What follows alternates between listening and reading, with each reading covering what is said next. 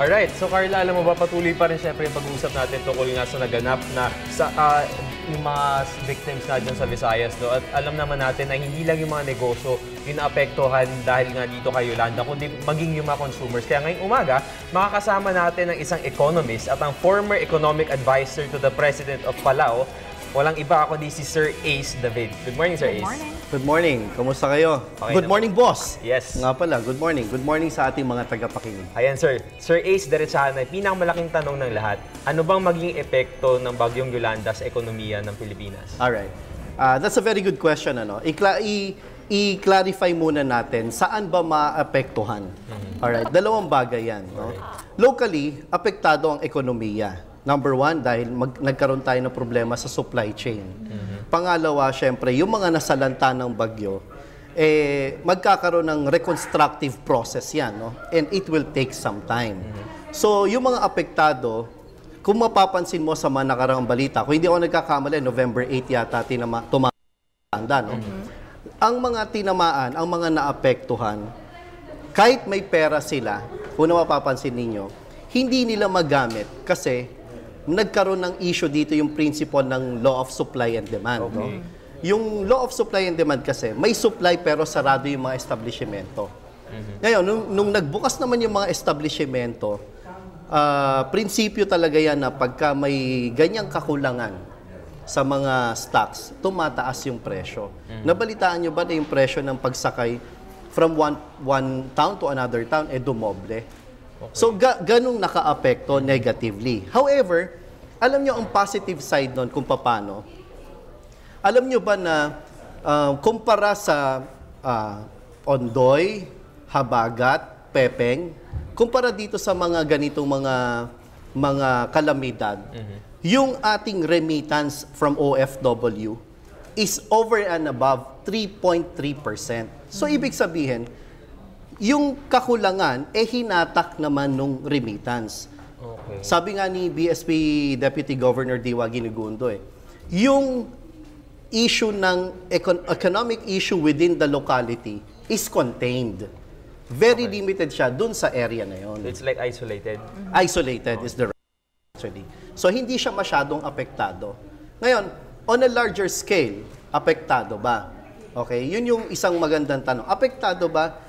We cannot deny the fact that it's yes, because it slows down. Pero, gaano kalaki yung epekto?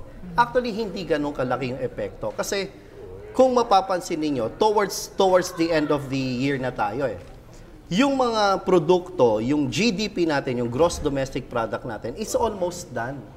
Kaya nga, yung forecast natin ng between 6 to 7%, ako positively, I think we can still get that. We can still achieve that.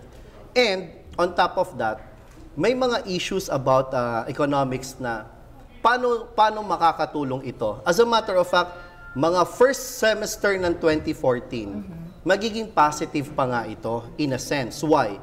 Kasi yung reconstructive process, yung pagtatayo, pagre-rebuild, is one process that will affect our gross domestic product. Ano pa? Yung OFW remittances, expected na darating yan. Ano pa? Yung mga international aid na nai-pledge sa atin, makakatulong din yan. So, in a long term, mas magiging positibo pa nga. Kaya mararamdaman natin yan by 2014 ng first semester ng 2014. Especially this Christmas, patuloy na nagbibigay nga na remittances yung mga OFWs. Lalo na yung nangyari sa kanila ngayon, mas lalong, siguro we could expect na mas maging malaki amount na ibibigay nila. Exactly. Actually, sabi nga ng BSP, September last year, ang itinaas natin or versus the previous year, which is 2011 versus 2012, is already 9-point-something%. Wow. Tapos itong huling calamity na to, medyo tumaas siya, Carla, ng mga 3.3 over and above the usual na nangyayari sa mga sakuna.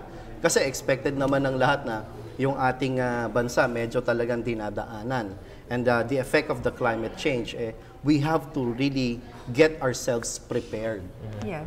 And I guess another issue that I want to talk about, hindi daw mabibigyan ng tax break ng BIR ang mga affected businesses dito sa mga areas na nadaanan ng Yolanda. What can you say about this? Actually, nakita ko yung report na yon, nabasa ko yung report na yon, ano. Ang masasabi ko lang diyan, kasi ang ang isang drive kasi ng ating government right now, kung bakit very steady yung ating fiscal economy, kasi yung improved BIR collection. I think the government is just being consistent, no? Being consistent on its approach. Kasi bakit ganon? Yung kakayanan natin, locally actually, and domestically, ang Pilipinas may kakayanan to reconstruct everything. And that is because of one of the reasons, itong ating improved BIR tax collection. Okay. Sir Ace, may mga experts din na nagsasabi no, na as a sign of sympathy ng buong countrymen natin sa mga survivors ng Yolanda, maaari daw bawasan nila yung paggastos para, yun, as a sign of sympathy. So ano bang magiging effect nito sa economy natin? Yung pagbabawas ng gastos, kung bakit sila kasi magbabawas ng gastos, kasi unang-una, right yung term mo, no? They sympathize kasi. Ang hirap nga naman, di ba, ikaw sa kumpanya mo, meron nga isang kumpanya nagpaikot ng isang memorandum eh. Magpa-party ba tayo o hindi? Check X. Yes. Tapos magdo-donate na lang tayo sa Yolanda. The truth of the matter, maganda yung ganong sistema. Pero makaka-apekto siya positively, you know why? Sa economy ng Pilipinas, makaka-apekto siya positively simply because kung mapapansin ninyo, yung mga pinadalang relief goods, galing yan sa mga warehouses nitong mga iba't ibang foundation. And you have to remember, bago mapuno ang mga warehouse, nagkaroon muna ng mga pag-iimbak. Yes. Nagkaroon muna sila ng mga purchases previously. Ngayon, because of the donation ng kaliwat kanan, no, donation ng mga international group, nare-replenish yung ating stocks. And remember, pag ni-replenish mo yung stock, these are final products. Pag sinabi mong final product, ito yung may kinalaman na direkta sa ating gross domestic product. Okay.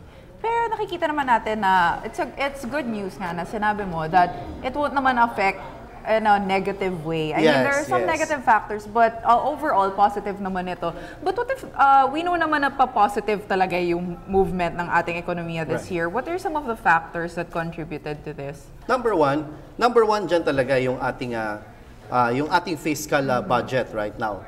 Stable siya. Alright? Brought about by a very good collection. Let's attribute that with the BIR and the Bureau of Customs. That's one. Number two is good governance. Kasi, ang good governance kasi, nagsimula kasi ang pagpasok ng administrasyon na to sa good governance. Sa daang matuwid, lahat binantayan eh. Ang paggastos, ang pagbibid, binantayan. So binabantayan yung expenditure ng government and at the same time, yung savings. So this is very much attributable to these positive notes. Kaya masasabi natin na nababantayan yung yung magandang paggalaw ng ekonomiya. Sir Ace, on the portfolio investments naman po ng bansa natin, ano yung epekto sa ekonomiya nito? Alright. Recently, we were upgraded for investment grade.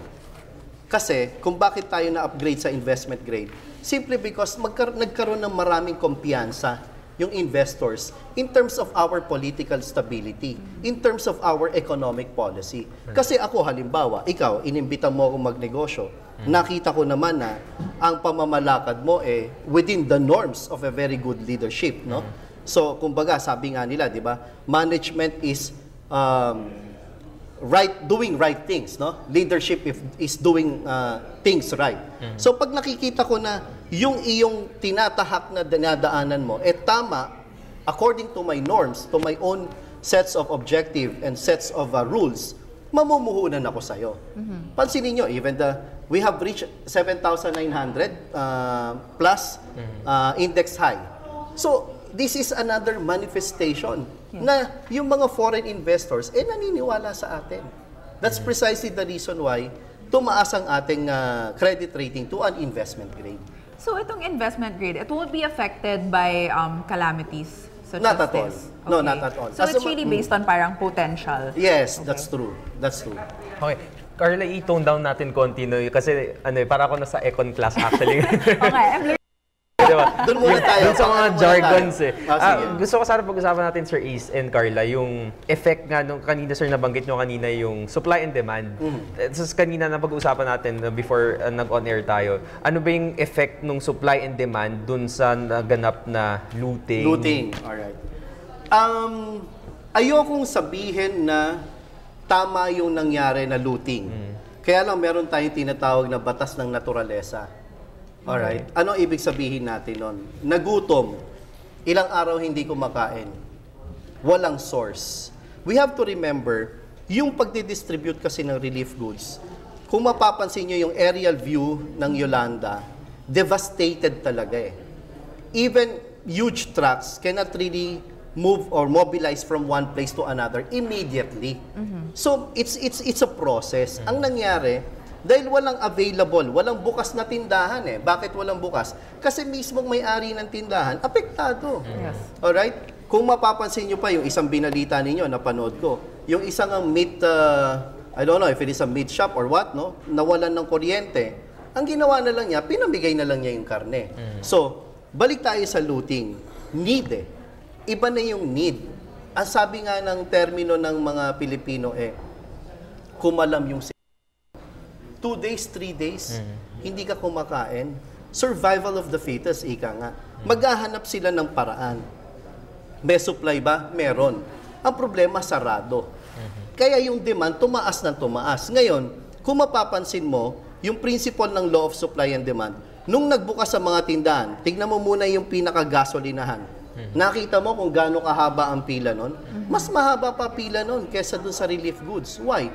Kasi kailangan na nila magpaandar ng sasakyan, magpaandar ng kung anumang bagay na ginagamitan ng gasolina. At kahit medyo mahal, sir, yung presyo, no? Ganun Ang epekto kasi ng law of supply and demand, dahil konti yung supply at marami yung demand, meron kasing pasintabi po, no? Meron po kasi talagang ibang mga negosyante na nagsasamantala na tinataas nila yung presyo nila. Yes. Pero sana naman hindi. Sana hindi gano'n.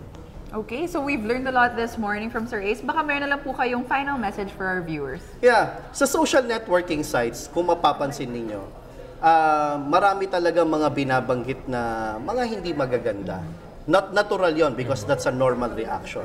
Pero ako, ang ini-encourage ko, I am encouraging everyone to work towards positivism. Mas makakatulong po yun. Alright. Okay. Okay, thank you so much, Sir Ace. Again, our yung na-interview natin ngayon, isang economist and of course, the former economic advisor to the President of Palau. At sobrang daming natutunan natin sa kanya. Sana nag-notes ako, Carla. Oo nga. Hindi, may Eco 202 pa tayo. Okay. Sige, sir. Thank you so much, Alright, Sir my Ace. pleasure.